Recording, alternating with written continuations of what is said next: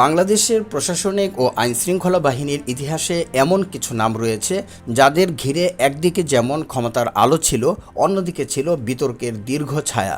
সেই তালিকায় অন্যতম আলোচিত নাম সাবেক আইজিপি ও র্যাব মহাপরিচালক বেনজির আহমেদ। একসময় যিনি ছিলেন দেশের সবচেয়ে ক্ষমতাধর নিরাপত্তা কর্মকর্তাদের একজন। আজ তিনি দুর্নীতির অভিযোগ ও সম্পদ অনুসন্ধানের কারণে আলোচনার কেন্দ্রবিন্দুতে। সম্প্রতি বিভিন্ন গণমাধ্যমে প্রকাশিত প্রতিবেদনে বলা হয়েছে, সংযুক্ত আরব আমিরাতে অবস্থানরত বেনজির আহমেদকে স্থানীয় কর্তৃপক্ষ আটক করেছে। বেনজির আহমেদের কর্মজীবন ছিল অত্যন্ত প্রভাবশালী। তিনি প্রথমে ঢাকা মহানগর পুলিশের কমিশনার এবং পরে র্যাপিড অ্যাকশন ব্যাটালিয়নের মহাপরিচালক হিসেবে দায়িত্ব পালন করেন। পরবর্তী পর্যায়ে দেশের সর্বোচ্চ পুলিশ পদ মহাপরিদর্শক বা আইজিপি হিসেবেও দায়িত্ব পালন করেছেন। তার কর্মজীবনের বিভিন্ন অধ্যায় নিয়ে বহু বিতর্ক রয়েছে।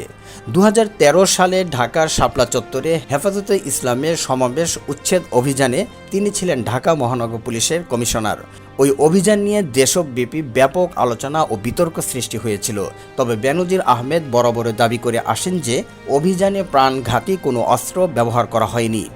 2014 সালের রাজনৈতিক অস্থিরতার সময় বিরোধী দলের আন্দোলন মোকাবেলায় পুলিশের ভূমিকা নিয়েও সমালোচনা হয়।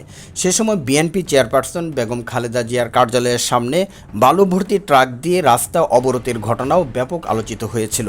পরবর্তীতে র্যাবের মহাপরিচালক হিসেবে দায়িত্ব পালনকালে বিচার বহির্ভূত হত্যাকাণ্ড এবং মানবাধিকার লঙ্ঘনের অভিযোগ বারবার সামনে আসে। তবে তিনি এসব অভিযোগ অস্বীকার করে আইনশৃঙ্খলা রক্ষাকারী বাহিনীর কঠোর অবস্থানের পক্ষে বক্তব্য দিয়েছেন বিভিন্ন সময়। 2021 সালে যুক্তরাষ্ট্র র্যাব এবং এর কয়েকজন বর্তমান ও সাবেক কর্মকর্তার ওপর নিষেধাজ্ঞা আরোপ করে। সেই তালিকায় ছিলেন বেনজির আহমেদও।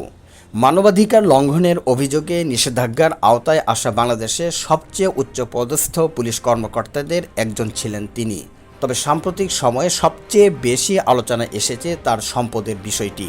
দুর্নীতি দমন কমিশনের অনুসন্ধানে তার এবং তার স্ত্রী এবং 2 কন্যার নামে বিপুল পরিমাণ সম্পদের তথ্য সামনে আসে বলে বিভিন্ন প্রতিবেদনে উল্লেখ করা হয়েছে।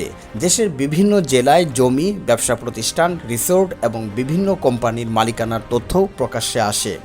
বিশেষ করে সাভারে নির্মিত বিশাল আকারের ইকো রিসোর্ট এবং শত শত বিঘা জমির মালিকানার তথ্য জনমনে ব্যাপক আলোচনার জন্ম দেয়। পরবর্তীতে এ বিষয়ে দুদকের অনুসন্ধান শুরু হওয়ার পর শেখ হাসিনা সরকারের মেয়াদেই বেনজির আহমেদ দেশ ছাড়েন।